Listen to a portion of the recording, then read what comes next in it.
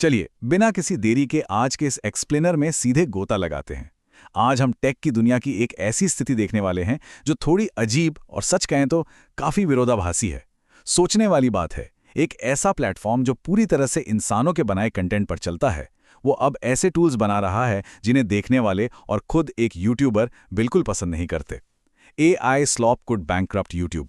ये टाइटल सुनने में थोड़ा एक्सट्रीम लग सकता है, पर आज हम समझेंगे कि यह कैसे एक बहुत बड़ी कमर्शियल गलती साबित हो सकती है। अब इसका एक बिल्कुल रियल उदाहरण देखते हैं। YouTube का अपना एक ऐप है, क्रिएट ऐप। जब एक यूट्यूबर ने इसमें कुछ प्रॉम्प्ट्स डालकर दो कैरेक्टर्स के बीच बहस वाला आउटपुट जनरेट करना चाहा, तो रिजल्ट कुछ ऐसा था। एक कैरेक्टर कहता है, AI खतरनाक है और हमारा अंत कर देगा, और दूसरा कहता है, बकवास, ये मानवता का विकास है। मतलब ये आउटपुट कितना डिस्कनेक्टेड और थोड़ा डरावना था। इंसान के तौर पर एक क्रिएटर की जॉब भले ही अभी सुरक्षित लगे, लेकिन ये इशारा काफी है कि हवा किस तरफ बह रही है। यहाँ सबसे पहले AI स्लॉप का मतलब समझना जरूरी है। ये आजकल के इंटरनेट की एक कड़वी सच्चाई बन चुका है। AI स्लॉप का मतलब है वो low quality AI generated content जिसकी प्लेटफॉर्म्स पर बाढ़ आई हुई है और जिसमें किसी भी तरह की इंसानी क्रिएटिविटी नहीं होती। हैरानी होती है ये देखकर कि अब इंस्पिरेशन टैब जैसे नए फीचर्स आ गए हैं जो किसी यूट्यूबर के पुराने काम को देखकर नए आइडियाज और थंबनेल्स खुद ब खुद जनरेट कर देते हैं। ऐसा लगता है जैसे इंसानी क्रिएटर को ही बीच से हटाने की पूरी तैयारी चल रही है। The value of YouTubers following the money. अब यहाँ एक बड़ा सवाल उठता है कि आखिर कोई इतनी सफल कंपनी जानबूझकर ऐसा क्यों करेगी जिससे उसके ही क्रिएटर्स नाराज हो जाएं? इस राज को समझने के लिए पैसों के पूरे खेल को समझना होगा। ये जो 55% का आंकड़ा है ना, ये पूरी पिक्चर क्लियर कर देता है।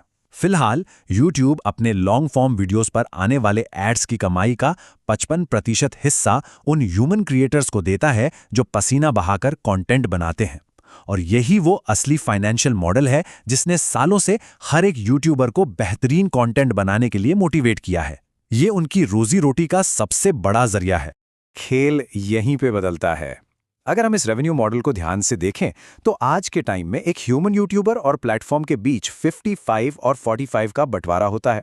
लेकिन जरा कंपनी के मन चाहे फ्यूचर मॉडल की तरफ देखिए। अगर वो ह्यूमन क्रिएटर्स को बिल्कुल हटाकर प्लेटफॉर्म के अंदर ही अपना खुद का एक AI स्लॉप जनरेटर लगा दें, तो एड रेवेन्यू का पूरा 100% हिस्सा उनका अपना होगा। सिर्फ डेटा सेंटर के खर्चे निकालने होंगे। एक प्योर बिजनेस एंगल से देखा जाए तो ये इतना बड़ा फाइनेंशियल लालच है जिसे नजरअंदाज करना बहुत मुश्किल है। डिस्ट्रॉइंग द क्रिएटर मोट, an act of self sabotage. लेकिन जो चीज बैलेंस शीट पर इतनी मुनाफे वाली लग रही है, क्या वो असल में प्लेटफॉर्म के सबसे बड़े रक्षा कवच यानी उसके कंपेटिटिव मोड को तबाह करने वाला